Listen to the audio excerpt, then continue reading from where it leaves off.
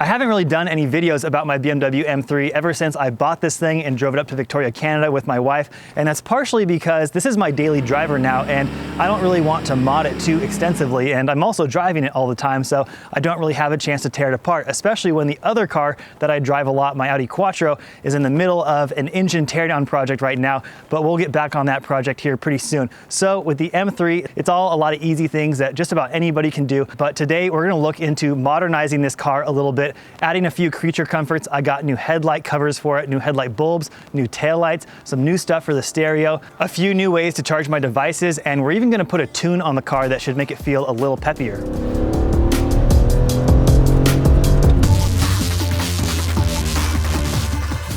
There's not really gonna be a rhyme or reason today with what things I install. I'm just gonna kind of do whatever I'm most excited about. So we're gonna start with the taillights. Unfortunately, my car is one of the more early model M3s made before 2004, so it didn't get the cool LED taillights, but I really love those, and I looked at some of the OEM ones and they're about $1,500 for the pair. So couldn't quite bring myself to buy those. I decided to buy the Eagle Eye ones, which are practically identical, obviously not made in Germany, but they do have some pretty good reviews. They're said to be one of the best options, so we're gonna put those in today, hopefully not get any weird warnings or anything, but that's what we're here to find out about. I think this is about medium difficulty install, so hopefully it doesn't take much more than like an hour. I can't see it taking 2 hours, but let's check it out.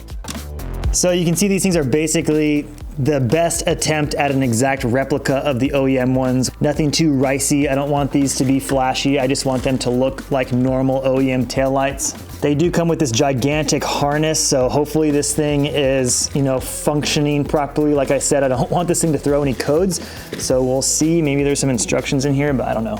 And of course there's these inner lights which are part of the reverse lights, and these don't have any LEDs in them, but it's nice that they include those because mine are looking pretty crusty, so it'll be nice that everything matches.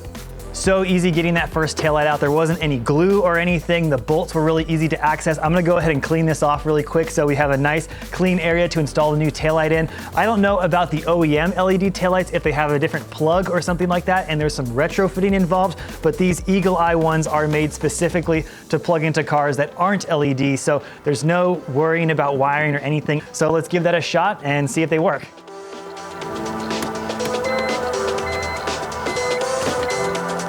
That's looking really good. It seems to be working properly, so I'm pretty excited about that. I can't wait to put it all back on the car and see what the taillights look like. I don't think it's gonna throw any warnings. I'm pretty sure that's what all these resistors and things are all about, so I need to check that, just key the car on, maybe drive it around for a little bit, but we'll get to that further down the road. For now, I'll stick this thing back in here, and I did just notice they even include the new backing piece here that has the little light that lights up the trunk, so I think it would be kind of cool to find some LEDs for this and maybe make this even brighter. Looks like it's a pretty common bulb. I might even have one of these in the garage. Getting the taillights in physically super easy, just 3 bolts to slide those things out and back in again. The wiring, on the other hand, those converter box, whatever those things are a little bit cramped back there, trying to get them to fit underneath the carpet. And I did eventually find some places for them, but that probably took the most amount of time. I don't really like where they put some of the plugs and things like that, but you're never gonna really see that from the outside. The carpet's covering all of that stuff up. I do wanna say this wasn't just a cosmetic update. It also was because my reverse lights here, you can see, are pretty much splitting apart from the housing, and they're filling with water. That's not good. That could burn out a light bulb. So we're actually, fixing something here, not just improving the way it looks. I definitely want to recommend getting one of these trim panel tools. I have a little kit here that I got for pretty cheap, and these help a lot getting those little trim pieces off without breaking them, so you can make sure everything goes back together and you don't have to buy more of those little clips. But other than that, I love the way they look. They're really nice. The LEDs are cool. Big fan of that. So let's move on to the next thing.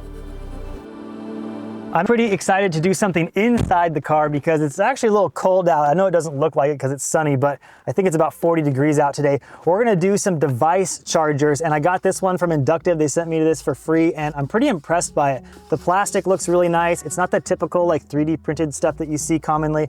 This goes here where the cup holders are, and you'll be able to put your phone on this and charge it wirelessly. and it gets rid of one of the cup holders, which is pretty funny because BMW kind of did a weird thing here. They have the center console that comes down and it smashes whatever you have in this second cup holder. So it's like either you're in chill mode and you've got this down and then your arm is here, but then you put it up and now you have 2 coffee cups. And like sometimes I like to drive with that, but then my arm hits it. I don't know what they were thinking. They're famous for having bad cup holders. Also, I have this other one. This one goes in the ashtray because, you know, no one smokes anymore. So we're gonna put that in here. Both of these are like a daisy chain situation where they run off of something that's pre-existing, like the cigarette lighter. And hopefully this isn't gonna be too many things plugged into one thing. I know it kind of seems like a lot, but we're just gonna have like cell phones and stuff plugged in here for the most part. I might try to plug my laptop into this USB-C one and see what it can do, but I don't think we're gonna blow any fuses. All of this stuff kind of maxes out around like 2 or 3 amps, so that's kind of nice. Should be all good to go. So let's start taking this apart and see what happens. Okay, nothing's blown up yet.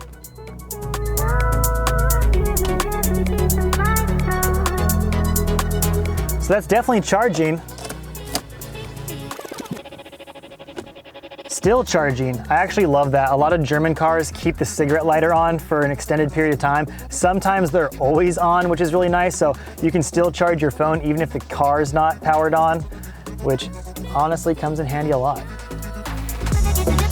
I thought I was maybe gonna have to drill a hole or something underneath the center console, which isn't a problem. It would have just taken a little more time, but there's already a space for it right here on the side. So really all you gotta do is just run that wire up right next to these OEM wires, and then you can pop this thing into place.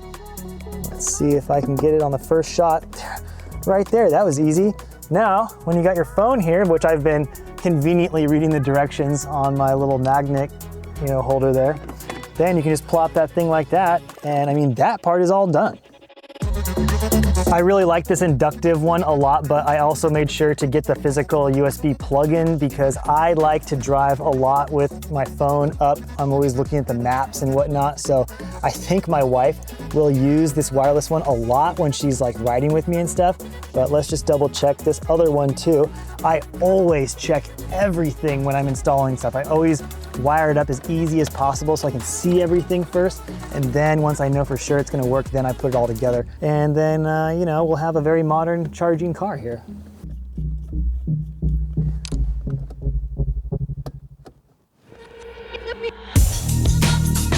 I've been putting it off for way too long now, but the headlights on this car have been driving me crazy since the day I bought it, and I wasn't about to let it deter me from buying this car because this thing was in great condition and has pretty low miles. So we're finally gonna get to this, and luckily, once you get these headlights out, I think the covers come off pretty easily. There's no glue or anything. It's just a matter of getting these things off, which I know cars can be pretty cramped in here, and getting all that taken care of can be quite a few screws. So we're about to find out, and hopefully, once we get that all back in here, this thing will be looking a lot nicer. I know it definitely needs a wash, so maybe we'll do all that together and the thing will be looking really good after that. After struggling with that headlight for 5 or 10 minutes, I realized that I could just pop this lens off, only having the light out about 10% of the way, so that was convenient. It was definitely getting stuck on something. Now, I'm gonna replace all the seals on this thing. There's this rubber one that goes on the inside, and then this one that goes on the top, and you can cheap out and just buy the lenses if you want to. I don't know if it's an OEM BMW part or not. It kind of looks like it. Definitely seems nice, but you can buy the entire kit that comes with those seals. It comes with the seal that goes on the hood and of course both sides of the lenses, so I just did that. It's gonna be looking pretty shiny. This thing looks insane without the cover. It looks like some crazy, Need for Speed aftermarket thing.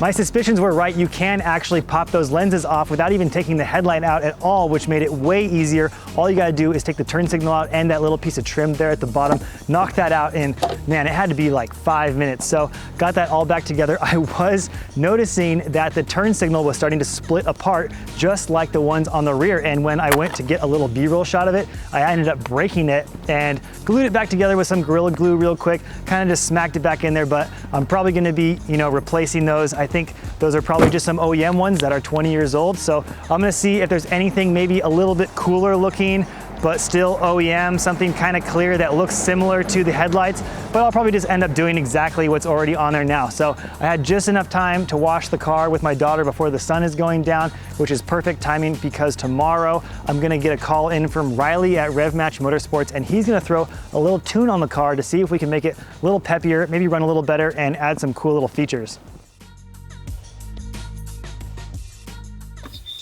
Now go ahead and connect up to the car, and then once you're connected, go ahead and turn the key to position 2, so like accessory mode, like all the way on without starting the car.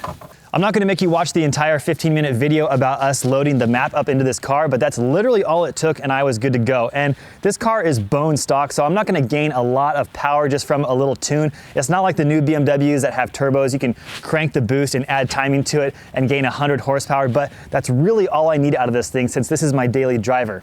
Riley tunes a lot of different BMWs, so I'll add a link to his website and you can check it out. Whatever you've got done to your BMW, I'm sure he can handle it. But my favorite thing that he did with my car personally was adjust the sport mode. He made it so the sport mode always comes on by default, and it was actually something that I didn't really use a lot before because I felt like it was a little bit too twitchy for me. But he kind of found the happy medium in between sport mode and the normal mode where the car still feels really sporty, but you don't get that weird kind of twitchy effect when you're just coming on the throttle. It's actually been over a month now since we did that tune, so I've been driving the car quite a bit. I've put almost 1,000 miles on it. The great news is some of the things that I was waiting for in the mail, like the Bluetooth stereo adapter, the headlight bulbs, and the fog light bulbs, have showed up now, so we can install all that stuff. We'll do that right now. So of course I went out and bought some new corner markers, and we saw how easy these are to replace. I got some from Taiwan, which actually don't look too bad. Honestly, the BMW ones aren't really that great anyways. So I got ones that are exactly the same style, so they look OEM, but the new ones won't be full of water and aren't all gross and hazy. So install those really quick. And then I also bought some floor mats, so that'll be an easy install as well. My floor mats were really beat up. I mean, check out how bad this driver's side one, it's nasty. And I actually had to take this out of the car in the middle of driving to the airport because this piece started tearing up and getting stuck under my foot while I was operating the clutch. I was really excited to find out that you can still buy the OEM BMW ones for $120 for the whole set. So that was really great news, and this will be the easiest install ever. I love that BMW went the extra mile and included these new mat lock pieces that go on the floor to replace the old damaged or missing ones. This makes the floor mats not move around, which is a great innovation that they did back in the day. I wouldn't exactly call this a modification, but anytime you can improve the look or the feel of your car, especially when it's as cheap as these, you gotta love that. And the next thing that we're gonna do is gonna be a perfect example of that. This is called the Blue Bus, and it wasn't exactly cheap. I think it was about 200 bucks, but everyone online on the forums and whatever were raving about this thing, so I had to give it a shot. What it does is it adds instant Bluetooth connectivity to your mid-2000s BMWs, all that era of car. So what you do is unplug your CD player. I won't have a functioning CD player anymore, but never listen to CDs or even the radio for that matter. Plug this thing in. It's just a couple of plugs, and you're supposed to be able to play, music from your phone, which is what I always do anyway. So really excited to see if this thing works, and hopefully it sounds as good as everyone says. This thing didn't really come with any instructions, so let's see if I can figure out how to pair it. And it says Bluetooth already, so that's cool. Kind of OEM plus looking here. I just started punching in random buttons, and then I saw one that said pairing on, so we're gonna go with that.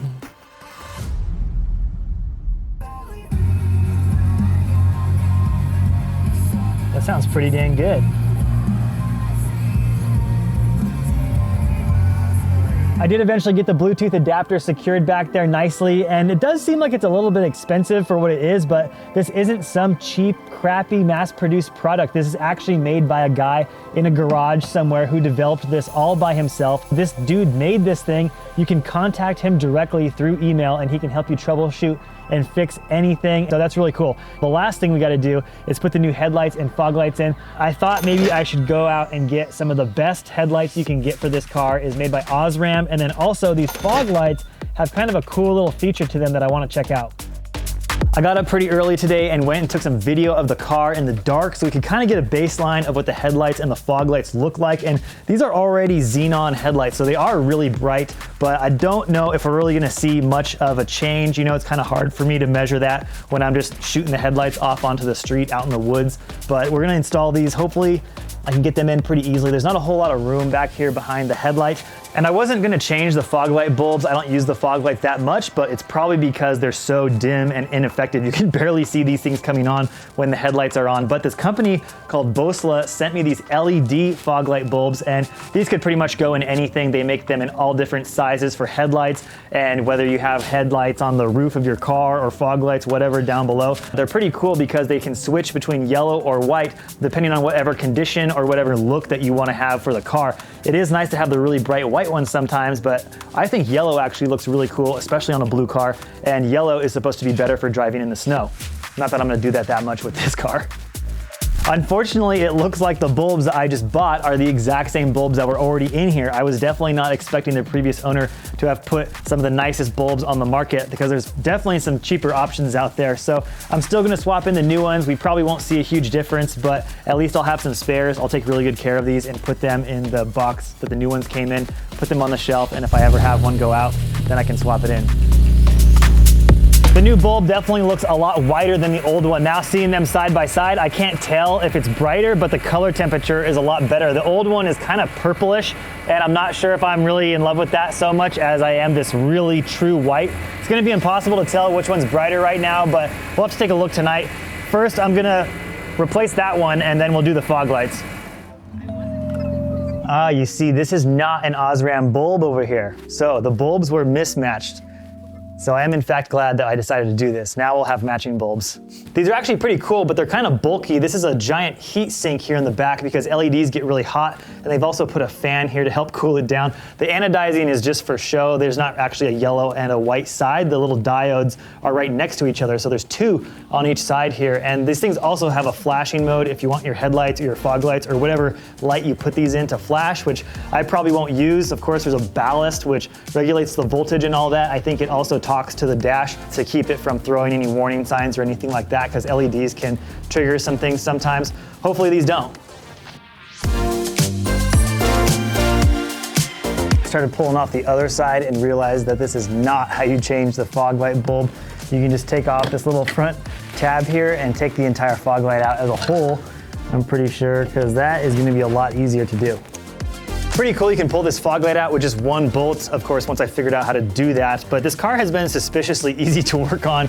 Being that it's a German car, I was expecting a lot of things to be just difficult. If you've seen my Quattro videos, that car is really hard to work on, so go check that out. But pull this old halogen out of here and stick the LED one in, and there is, a lot going on the back of this thing with the heat fins and everything. So luckily there's a bunch of room. Some headlights, fog lights might not have enough room to put this stuff in, so consider that before you buy these. This is kind of just how all LEDs are. I've tried my best to do a side-by-side comparison here. Unfortunately, I can't turn the fog lights on unless the headlights are on, but I think it's pretty obvious how much brighter these Bosla LED bulbs are than the original halogens. If you want to change the color temperatures, there's actually 3 that you can choose from. You double click the fog light switch here, so basically turn them on and off really quickly. And then you have that final one, which is a flashing yellow. But it's a cool thing to have as an added safety benefit if you ever needed to in an emergency. Thanks for watching, everyone. I hope my little video about modernizing my M3 was somewhat useful. Maybe some of you will do the similar mods. It's definitely a little more comfortable now that I'm driving it, having that Bluetooth, and I really love the LED taillights and those brand new headlights. It made my car look 10 years newer. Hopefully the next time we're modifying this car, I'll do some cool wheels or like some coilovers or something. Like I said, though, it's my daily driver, so I'm not doing anything too crazy, but definitely a little bit of stance on this thing in the future. Check your polarizer.